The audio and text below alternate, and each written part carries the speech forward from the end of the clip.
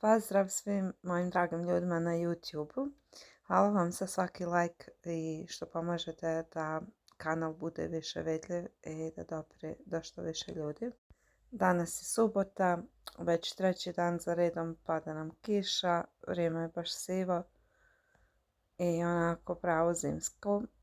Iskreno poželjela sam sunce i onako pravi onaj jedan proljetni dan i jedva čekam da dođe to vrijeme. Još uvijek vam prikazujem šetnju kroz Vatikanske muzeje i bit će sigurno još par videa.